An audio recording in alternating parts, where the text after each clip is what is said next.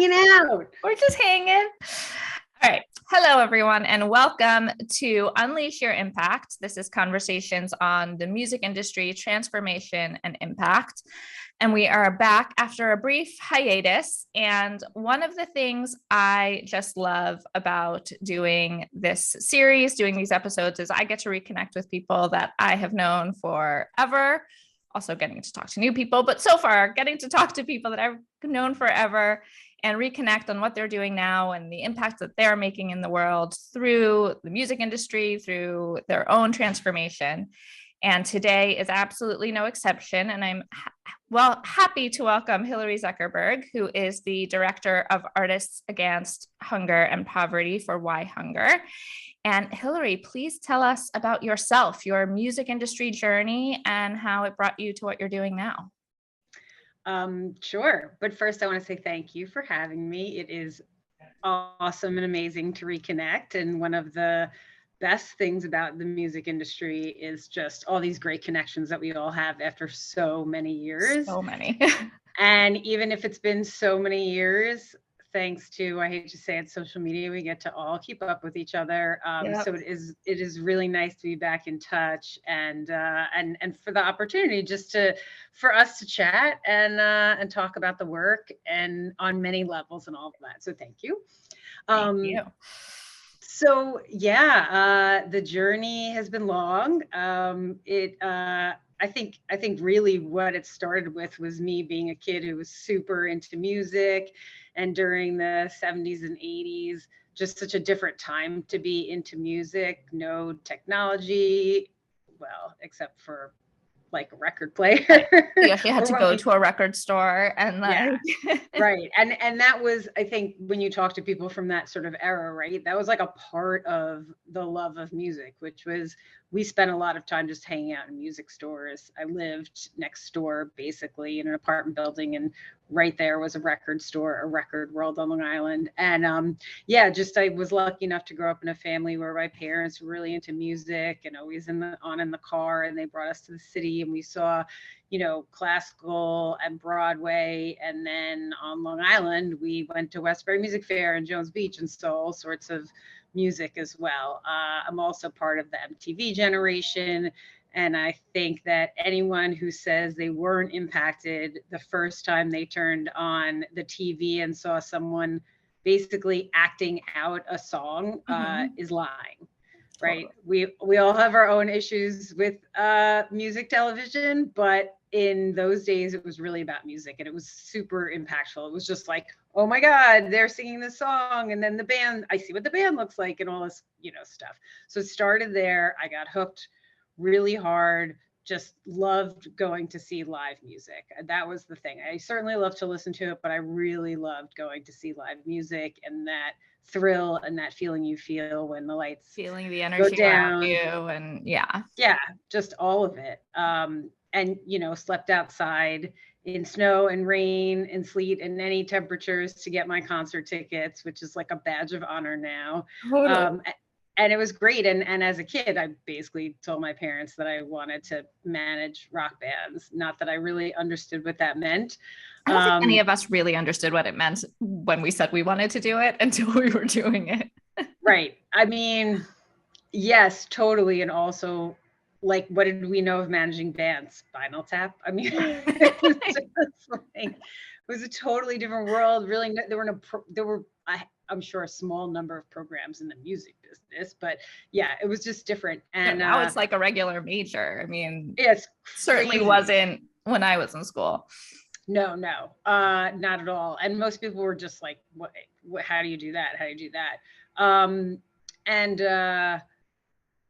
I didn't care that everyone thought I was crazy, and was just like, I don't know what else I would do with my life, so this is what I'm going to do. And was lucky enough to eventually get an internship at Delsner Slater, which were the big New York concert promoters, which, if you want to follow the concert promoter family tree of how that all went down, is basically now Live Nation, though many folks from when we were Delsner and then SFX when we got bought out, many of those folks have scattered into other companies like AEG and people on their own and all this kind of thing. It's crazy. But that was my dream job. To work for the company that booked Jones Beach, lived 20 minutes away from Jones Beach Theater, was mind blowing. And the first time I got my all access pass at Jones Beach Theater was insane. I still remember I took my best friend Karen with me to see Sting. Ooh. And she loves Sting. And I was like, you cannot freak out. You cannot, we're 22 years old. I was like, you can't freak out. You can't freak out. So we go backstage and I'm like, just be calm. And there's Christian Slater, which was like double Come whammy. on now. You can't ask a 22-year-old at that time to be chill. We kept it together. I think I just put such the fear of God in her that she was like, okay. But it sort of exploded from there, right? Our lives were just changed forever. I mean, I say we because Karen was a bit of my wing woman back then. We went to tons of shows together.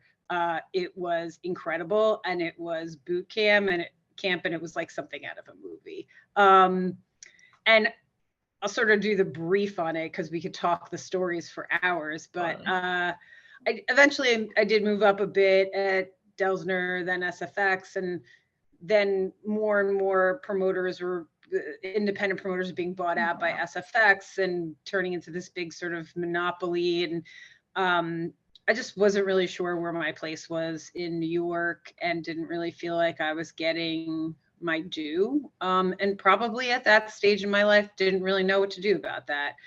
Though I did go to like the head of whatever, SFX, Clear Channel, whatever we were at the time. And I just said, where's my place here? And I remember she said, like, if you want to go to another market, we'll give you, whatever. And I just couldn't imagine leaving New York, especially that I'd grown up in that market. Yeah, I mean, you're a born and bred New Yorker. Yeah, it just seemed bizarre to me that there were like other people working who never lived in New York. And yet that was my whole life. And actually as a customer experiencing it. So I figured it was time to go. And then I just sort of fell into management and went on to work at Brickwall Management with past interviewee Michael Solomon and Rashawn Blumberg. And Rashawn was my first boss at Delsner when I was an intern for about, 8 weeks. So management was not what I thought it was going to be. In what way? I could think of so many ways, but tell me what you mean. I think that really it felt like it was a lot of babysitting. And I will name no names and just say that like I think it felt like a thankless kind of gig. Yeah. And especially when you're sort of in the younger years of it and you're doing a lot of the day-to-day stuff and everything. I mean, I remember getting a call once, again, no names, but like at 2 a.m. And it was like the days of MySpace, because my artist had broken up with his girlfriend and they were mad, and he wanted her to make sure she was out of here when you could have your top 8 friends in MySpace. And I'm like, really? This is necessary at 2 a.m.? But there was definitely, as much as there was amazing parts, it was definitely those parts of like, am I just your personal assistant? What's happening here?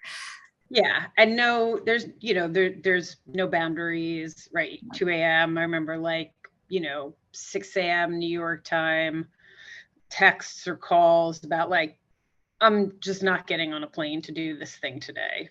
Just not here for it. Oh, okay. That's cool. Maybe I'm not here for it either. Yeah. And of course we all had fun at different points, and many of us got to travel the country and or the world doing that kind of thing, which was a great experience. And it was a really good experience. And I think also if I was older and more mature, I might have been able to handle it better. But still it was just poking out of my 20s at that point. Yeah. So it was still kind of a challenge. I say about that, just to not to interrupt, but like older, more mature, but also looking back and realizing like if I had done that kind of that inner work at that time and had the tools at that time, it would have been a very different experience. Like the bad parts would have been very different. Agreed. Absolutely. Yeah. Absolutely. And I think also for those of us who started out during that time too, and we you know, we've touched on this a little bit before too, is just that feeling and that narrative around like you are replaceable. Yep. By for whatever other crumbs you get. Yeah. Yeah. So it was like you just held on for dear life and took the abuse, whatever, however that looked. You just were like, this is my gig. This is what I've always wanted. And especially as women. Yes. Absolutely. We'll talk more about later, but yes. Yeah. So similarly, just got to a place with management where I was like, oh, this is enough. And then spent my last glorious year running operations for Rock and Roll Fantasy Camp, which was very similar in terms of like corralling. And I think for me, I don't mind the corralling, and I actually really like some of the day-to-day stuff. I love dealing with the musicians, and it was a lot of chaos and a lot of different personalities, right? So first there's like your rock star counselors, then you have people in the band who tended to have a lot of money and were quite privileged and were by far mostly men. And then you had your A-list celebrities. Like I was there with Roger Daltrey and Slash and Jack Bruce and Nico McBrain and and people that you were working with. So it was a really cool experience from a event sort of production side, which I really loved to do. And it was crazy. And I don't think it's any surprise to say that there's a lot of turnover at ye old Rock and Roll Fantasy Camp. But I feel like now it's like 6 degrees of Rock and Roll Fantasy Camp separation. Like everybody knows somebody who went through those doors. And once that fun was done, I took a deep breath and said, what's next? This has been crazy. And I've checked off so many of my life boxes of things that I wanted to achieve and I wanted to do. And so what else could I do? And I just started talking to everybody and, you know, having lunch and just thinking out of the box because it was time to see what else was out there. And also I was getting to a place in my life where I felt like maybe I wanted to have a kid, and how was I going to do that, sort of being in these chaotic environments.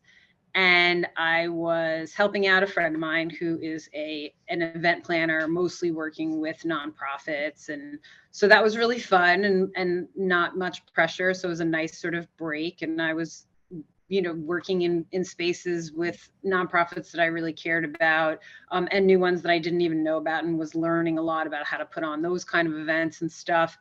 And during that time, 3 people sent me the job description to run the artist program at WhyHunger, which was World Hunger Year at the time. And the rest is history. 14 years later, that's a lot of history. That is a lot of history. So we don't have to go through every year at WhyHunger. But no, we do not. But what was it about the position and the organization itself that really attracted you? Well, I certainly knew who World Hunger Year was. I had remembered Bill Ayers, who was the ED at the time, and he founded WhyHunger with Harry Chapin in 1975. I remember him coming into our Delzner offices at 27 East 67th Street, which is right off of Madison, for those of you who had never visited those illustrious offices in a brownstone, and talking to Mitch Slater, who I'd worked for. And Yes was doing a benefit concert for World Hunger Year.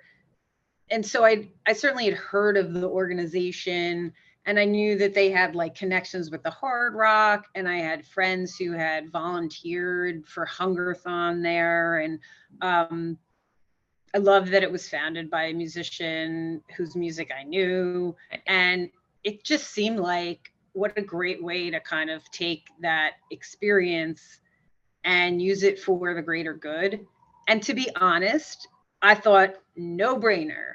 I'm going to take this gig. I have so many friends. I'm going to call people. I'm going to make magic happen really easily. It didn't really happen that way, but that's what I thought was going to happen. What was the toughest part, do you think? Just getting people on board, or? Yeah, I think a little bit of, I think that world was starting to shift a little bit. Mm-hmm. The access to folks was getting a little tighter. Yep. The industry was in a continual space of changing. So the sort of competition for dollars on many levels was real. Yeah. And the platforms for engaging artists with charities were really growing. At that time, there was like Tickets for Charity, Charity Folks, Charity Buzz. And you could really feel that was sort of growing. We had done some stuff with Tickets for Charity. And I was kind of seeing when I got there, that even with like a connection with Yoko Ono and the song Imagine and things that, dinner galas where we were honoring high level musicians through ASCAP. And it was hard. It was just hard. And I was kind of surprised. And then at the same time, things were coming to us as well. We did one of the first campaigns I worked on was a campaign with Chicago and Earth, Wind & Fire, who were going out on the road in the summer and doing amphitheaters. And they came to us. Some of the guys in Chicago had been friends with Harry and had been supporters for a long time. And they came to us and said that they wanted to do some fundraising and awareness for our organization on the road. And what that ended up looking like was the guys in Chicago recorded an Earth, Wind & Fire song, and Earth, Wind & Fire recorded a Chicago song, and then they wrote a song together, and they hadn't released the tracks. And so they basically donated the tracks to us, put them on a download card, put them on a random site where people could download them. And then if you went to a show, you could donate like food or $3. I think it was like, I hate to say this now because of how we look at things now, but it was like 3 cans of food or $3. And we were having local organizations in the touring markets on site at the show. So they were collecting money directly. And then we were getting money on a higher level from like downloads and stuff.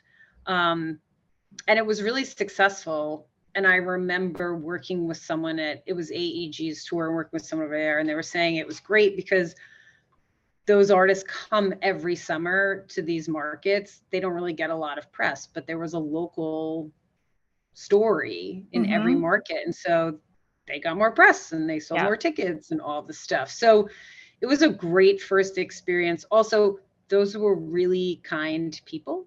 Yeah. And so it was nice to work with nice people who were like thankful because you were doing something with them, and they were like, oh, this is so nice. And so many of those like sort of local organizations just didn't get that kind of access or opportunity. Absolutely. It's really important. That's one of the things that I feel very strongly about that artists should be doing, which is giving back in each of the local markets where they're playing. Yeah.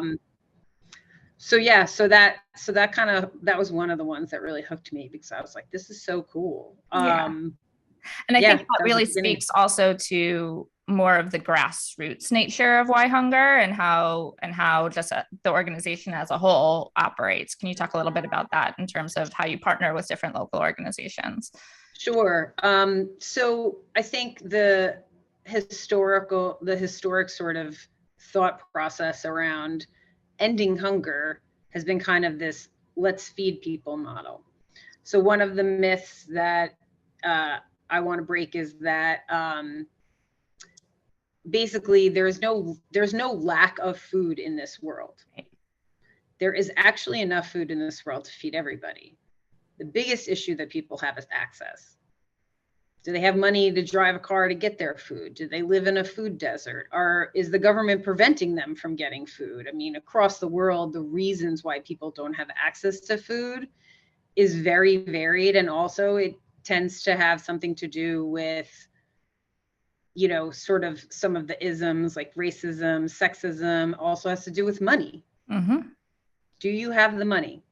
Right? This is across the world, it's about economy, right? It's about the mighty dollar. And so if you don't have the money, you can't get the food. Right. Not to mention why healthy food is so much more expensive and less accessible than, you know, garbage. Yes, right. And so I am today wearing a shirt that says basically one of our, you know, lines that we stand upon, and it says nutritious food is the human right. Yeah. Which is, when you say food is a human right, yes, of course. But again, moving forward with this, being progressive with this idea, which is to think through really, it's about nourishing people, both body, soul, mind, all of it. And that takes good food. Yeah. When you give people bad food, we all know what happens. We have so many health problems, and that's why we have health problems that affect some communities more than others. Right. So here's the cycle, right? It just keeps going. So anyway, going back to grassroots support, our vision also is one in which we see the real change that needs to be made in communities coming from the ground up and the people most impacted. It's very hard to walk into a community and say, I know what's best for you, when you haven't experienced what these people are actually going through. And so that's another big problem with all of this. It's another sort of, way in which we look at helping people, which is to think like, I have the answers, so why don't I go in and help somebody? It's sort of that saviorism kind of vibe versus you know what you need, how can I help? Exactly. And that is what we do in communities. We come in, or are invited in, really. We don't push ourselves on anyone, but we partner with organizations to say, what do you need? And how can we help? Whether that's raising money for, for organizations that are in areas, let's say, that have been impacted by floods or tornadoes or things like that. So we do have a rapid response fund where we can quickly access money for an organization that, you know, maybe they were growing food in a remote part of Puerto Rico, and now all the crops were demolished because there was a massive hurricane come through. And so we can put money together and send them funds so that they can help rebuild and regroup.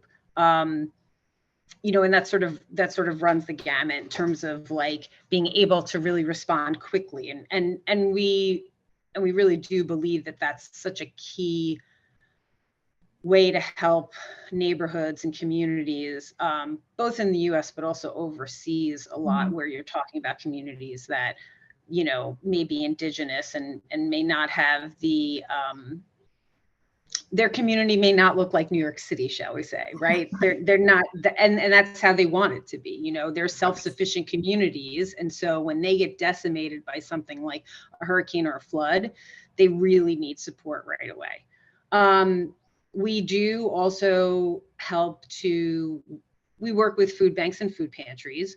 We do believe that when people are in need of emergency food assistance, they should get it. And we should help them do that. We have a toll-free number, 1-800-WhyHungry, in which people can call who are in need of emergency food assistance. They give us some very basic information. We can connect them to food banks, food pantries, soup kitchens that are local. If they've never experienced hunger before, never had to navigate the system, we can help a little bit with at least pointing them to websites and stuff. That database of it's got to be close to 35,000 organizations at this point, is also accessible online at whyhunger.org/findfood. And you can also text in information as well. So there's numerous ways that people can get in touch and find local organizations to help them get food for themselves and their families. And then also what we do with those organizations, we've really been working hard in a group of organizations to push forward the idea of nutritious food. And so when you go to a pantry, you're not just getting a bag of like sodium filled crap, basically. Like we want to make sure that food pantries are offering fresh fruits and vegetables, you know, healthy foods, eggs, cheese, dairy. A lot of people now have heard about the sort of veggie scripts, where that allows someone who might have diabetes or high cholesterol or something to go to their pantry, and then they sort of have a set like options of food to choose from based on exactly sort of more of a tailored system. And also and still happening now with food pantries, like it's not the most uplifting experience. And also we really push, and a lot of pantries are doing this, you know, to give folks a dignified experience, right? It's hard to watch people online outside of the pantry. I live around the corner from a pantry. I see people every day. I'm sure that does not feel good when you're waiting on that line, right? Of course not. And somebody, like you were saying, somebody who maybe hadn't experienced that before and now has to, it's probably off-putting. Yeah. And for people who are just living their life like that, maybe they're elderly or whatever. That's another thing. You know, I see people all the time who are definitely elderly, pushing a cart, getting the food, dragging it back home. It's a lot. So continuing to work with these types of organizations to think through, how do we make this better for people and how do we get out of this cycle? And I also want to just mention too, the work that we do with urban farms and urban gardens and encouraging people to really sort of take back their food. We saw during the pandemic, food was scarce, whether you had money or didn't have money. So how do you fix that really? And by doing what you can do is you can work on your own land and you can grow your own foods and you can have control of your food. And that's really important in communities that are food deserts, that people are growing their own food, especially a lot of these communities might be immigrant communities, communities in which they are losing touch with, you know, the food that their great grandparents grew up on and all of that. And, or even just like foods that they have been passed down from generation to generation. We want to encourage people to grow food, to feel empowered by growing their own food, and for some people to turn it into employment and a job for themselves. You know, working on a farm, large scale, or really in this sense, much more small scale, teaches folks a lot of skills on all different levels. There's marketing. If you're doing a farmer's market, there's just working out a growing season and figuring out what's the best crops to grow and all this stuff, the organization of it. And there are many groups around the country and certainly around the globe that are using that as an opportunity to give people another skill and hopefully get them jobs that will help them be able to move past the situation that they're in currently. Yeah, that's incredible. And it's again, it's the power of grassroots, but it's also such a great kind of analogy almost to, you know, what we talk about in coaching and certainly the work that I do. It's like it works from the inside out, right? If you want to see that impact on whether it's a global issue, a social issue, or just an industry, you know, a community, you got to start from the inside. I feel like, yes, top down is important too, but this is where the power really comes from. It's the people on the ground who are affected, who are doing the work that need to be empowered, that need to be doing that change within themselves so that they feel that they have some agency and ownership over whether it's their food or their life or their money or whatever it is. That's where the real work makes the most impact. For sure. for sure. And we have watched it and seen it. I mean, over 14 years. There's an amazing young woman that she was interning, I think, at one of our partners, the Campaign Against Hunger, which is in Bed-Stuy. And she was helping to run a farm that they had started in Far Rockaway after the hurricane. And eventually she became the farm manager.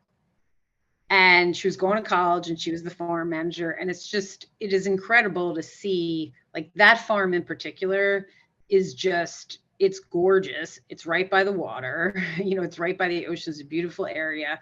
But the different levels of folks that commune around that farm, right? So there's the farm manager, and then there's teens who are working there for the summer. Like, we went and did a volunteer opportunity pre-pandemic out there.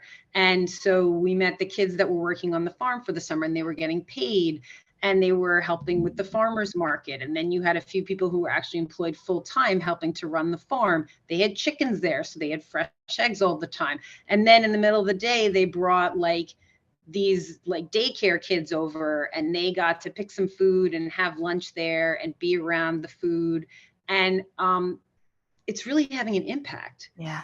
And we talked about it, like this multi-layered impact that it has, which is like, when you pick something out of the ground, it is so different than being in a supermarket. And that is not something Rock and Roll Hillary ever thought about. That's for sure. But it's all connected, right? It all comes full circle. Like, it's all so connected. Yeah. It's all so connected. And I really, WhyHunger is unique in what they do, and in some ways not unique. There's certainly other organizations, but I think the thing is that what I see every day in my colleagues who are in programs, right? Because I'm the fun one.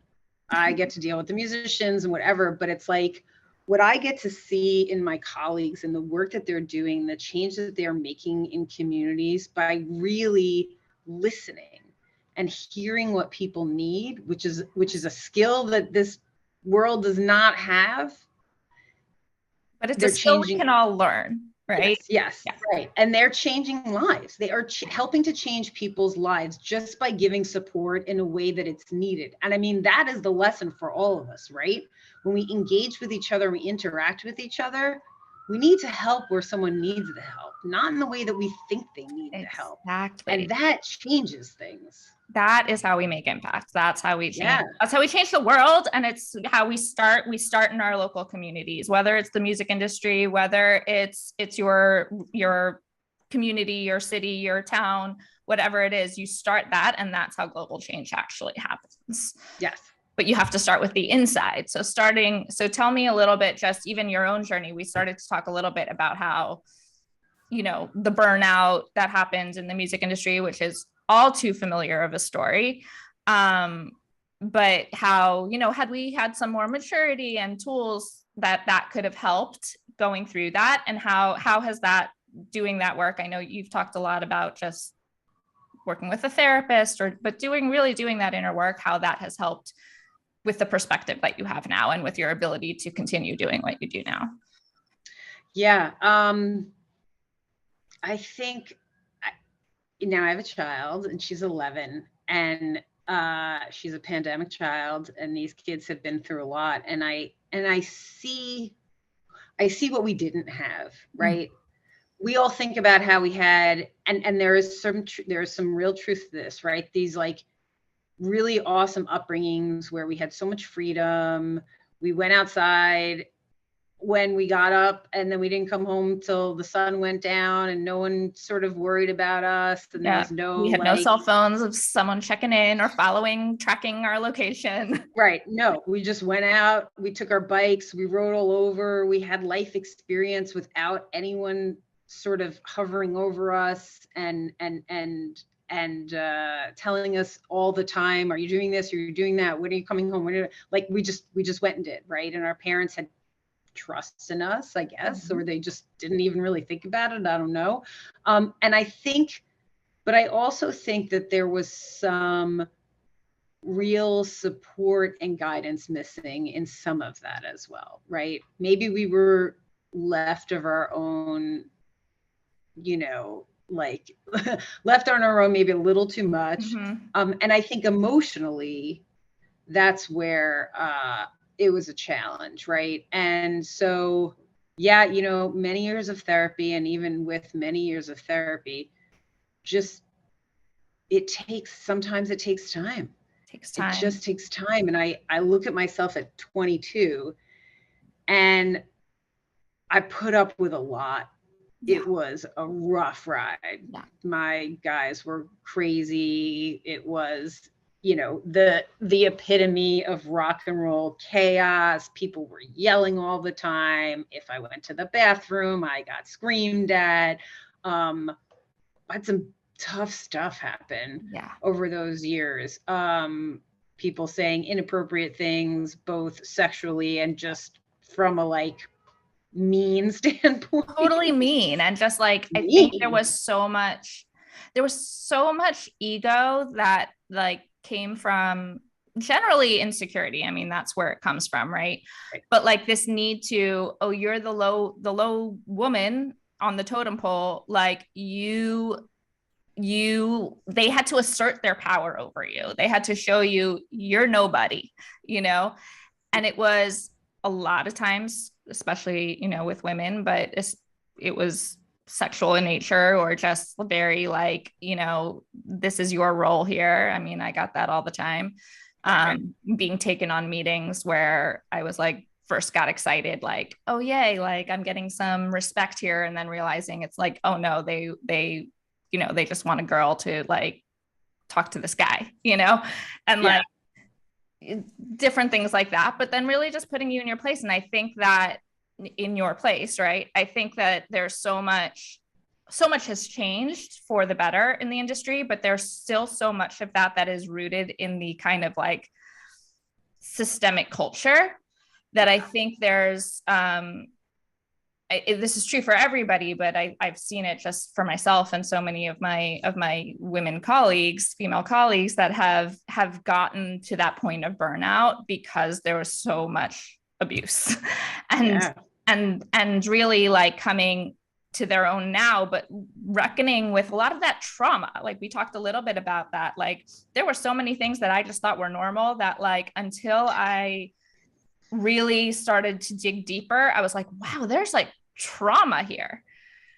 Yeah. And also that's not normal. No. And it was a time coming out of such normalization of sexuality and you know, just negative imagery around women and the whole just like using a women's body to sell music and all of that. And it is something that I struggle with today, being the solid 80s hairband child that I am, which was like, that's what all of that was.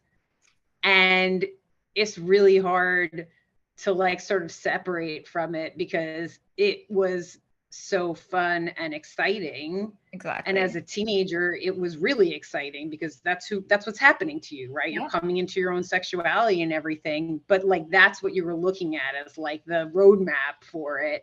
And so of course I was like, I want to marry a rock star, because what would be cooler than going on the road with some guy with long hair and leather pants? Maybe a few things, but back then it seemed like that was the only way to go.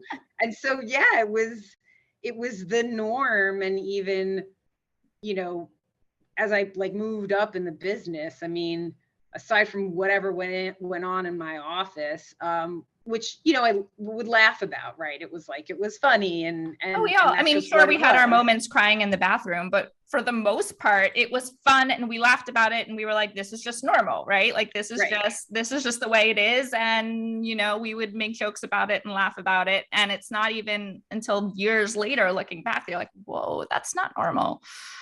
I think also we thought it was, you know, I don't want to say we, because I don't want to speak for anyone else, but like, I thought it was a form of like flattery. For sure. Right. That someone thought that I was like pretty enough or skinny enough or whatever the enough is, that they would make a sexualized comment to me. Right. I was like, look at me, I'm cool.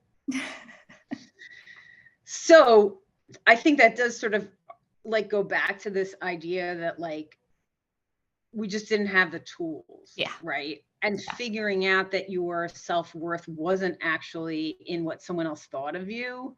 Yeah. Whew, That's a big that one. one took a long time. And it's an ongoing journey. It comes up in so many different ways, but that's so much of the work that I do, whether it's with an artist or a professional executive, is it's not, you're worthy as a person and you have value. You're here and you're in the position you're in because you have value to offer.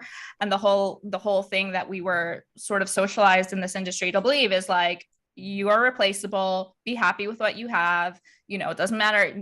Doesn't matter how much we pay you, doesn't matter how much work we give you, how much we abuse you. Like if you don't want to do this, somebody else, there's 10 other people waiting. Right. And that does not produce a healthy industry. It does not produce healthy results. It doesn't get the best results for the company. If the company is treating their employees that way, there's going to be so much turnover. There's going to be so much just sort of unrest that they're not going to get the best results for their clients, for the company, for everything. So that's why this work is so important, not just for the people who are doing the work, who need to realize their own self-value, but for the people at the top also to understand like how they make their impact and how they get the best results that they're going for is not by treating their employees that way.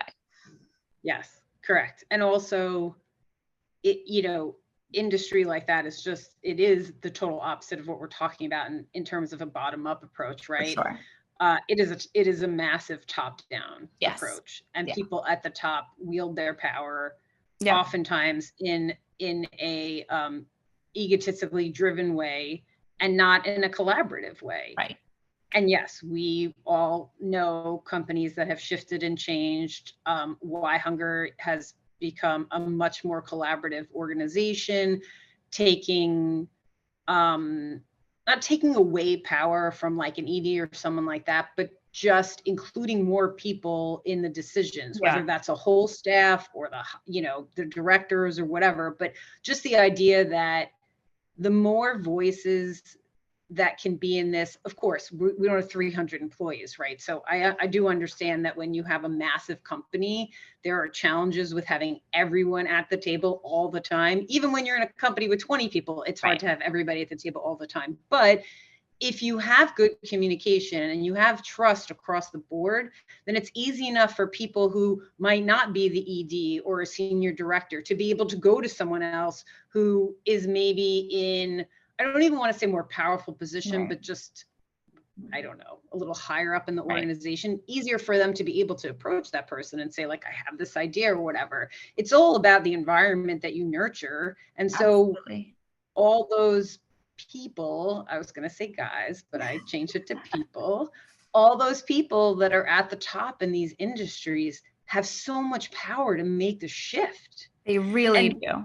And we're seeing it, as you mentioned before, because the older generation is quite literally dying out, but we all came up in it. And so there are still people who are sort of needing to detox from it. Exactly. It comes down, we talk about socialization in how we view ourselves, right? So as women, we're socialized in a certain way. As people of color, people are socialized in a certain way. Any immigrant community is socialized in a certain way. And it takes a lot of that inner work to undo some of that, the things that are not helpful and that don't help you. But, when you're saying like having those employees be empowered to whether or not they think that they are able to make a change, but just to feel like they have somewhere to voice their ideas. They have somewhere to voice their concerns. They have somewhere to do it. And they're not ashamed. They're not scared. They're not holding back. They're like, I have an opinion and I have value and I'm going to share it. And whether it goes anywhere or not, that's how we foster a healthier industry. But that socialization, even if it's changing from the top and the executives are much different than they were 20, 30 years ago, that socialization is so deep that's why this inner work is so important at every level, whether you're starting out or you've been in it for 50 years, that inner work is so important because you start to learn how to undo some of that socialization and how to have a healthier work environment, whether it's an artist on the road, because those structures we know come into play on the road as well, within a band, with the crew, everywhere. And especially in the offices that are actually, you know, getting the music out there. Yes, agreed. Yeah. And even just to say it, like even in the nonprofit industrial complex, nobody is, you know, nobody is immune. There's no immunity. No. We have some unique issues and problems that come up maybe in the music industry, but each industry does, and each environment does. It's nobody's immune to this. And that's why doing that work is so important. Yeah. So obviously you run the artist program at WhyHunger, which is amazing. And everything from, you know, bringing in dollars, raising awareness. Can you talk a little bit about maybe some of the favorite campaigns? I know you worked with Rage Against the Machine this year, which is, you know, the ultimate in the social justice warriors in the music industry. Talk about some of your favorite campaigns that you've gotten to work on. Yeah, I can definitely start with Rage. I have been super lucky and blessed to have had the opportunity to meet and work with Tom Morello and to be introduced to him by someone that he really respected. And so therefore, between that person's sort of blessing and my love of hair metal and guitar shred gods, he and I have developed a really, you know, cool relationship. And I think he's put a lot of trust in me and a lot of trust in our work. And we work with some organizations that he's supported, especially overseas. And so over the years, I've just done a bunch of different things with him. We honored him at a dinner once. He performed at a event we did called the Food Sovereignty Prize. We're really uplifting the voices of some of these really grassroots organizations, progressive organizations. When Rage was going out on the road, they had decided to take some of the best seats that they had at every show and upsell them for a much higher ticket price to avoid them going into the hands of scalpers, to get them in the hands of the fans who really loved the band the most and wanted to spend the money. And with the promise that funds from those ticket sales would go to social justice organizations in the tour markets. And then the pandemic hit. So they had this whole tour on sale, 2 legs in the US, 1 European leg to start with, and everything got stopped. And then fast forward to, I guess it was in 2022 that Tom reached out and said, the tour is happening and can you help us connect with social justice orgs in every market, which I'd done for, I think, all the Prophets of Rage touring. So I said, sure. So I worked with programs, put together a list of organizations that we thought would make sense. And I really didn't know how much money it was until it sort of started having some beginning conversations with Sarah, who was managing them, sort of. And I sort of started getting the sense this was like a good chunk of change. And I was like, oh, this is interesting. And then Roe v. Wade got overturned. So they, like, first 2 markets, they gave money to, it might have been Planned Parenthood, I don't know, but it was certainly something that was very focused on that.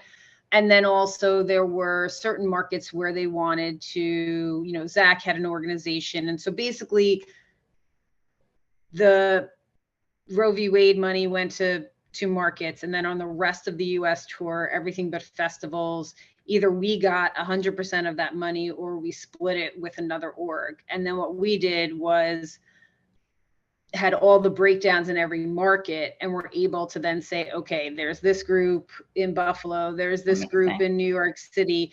And basically in most markets, it was one organization.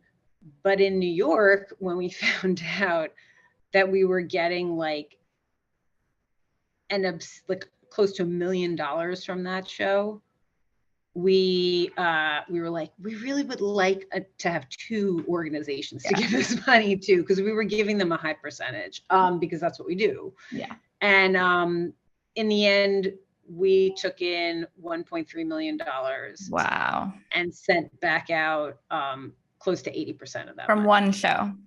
No, from the whole tour. Oh, from the whole But tour. that was actually only like 10 shows. Wow. It was not like 50 shows. Wow. It was maybe, I don't think it was a dozen. It could have been a dozen. That is incredible. So obviously, like a band like Rage has a much bigger audience, a much bigger platform that they can pull in that kind of money. I mean, that's still pretty amazing in terms of just, you know, a percentage that they're giving to nonprofit. But what would you say to, you know, an artist who's still kind of developing, hasn't reached that like sort of stadium tour level? How can they make an impact in terms of partnering with an organization like WhyHunger? Well, I think that the first thing is to really think about like, what are you interested in? Where do you want to help?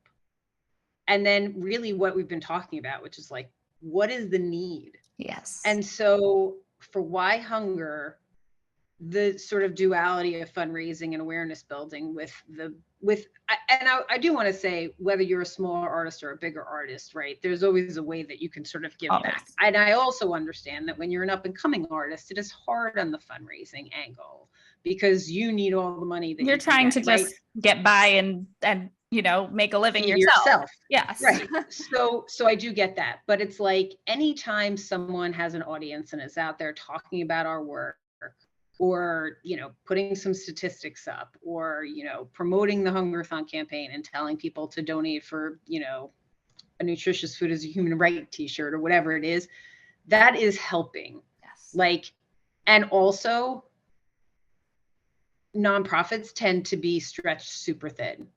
So if you're a young artist and you're reaching out and you don't get a response right away, you got to just take a minute.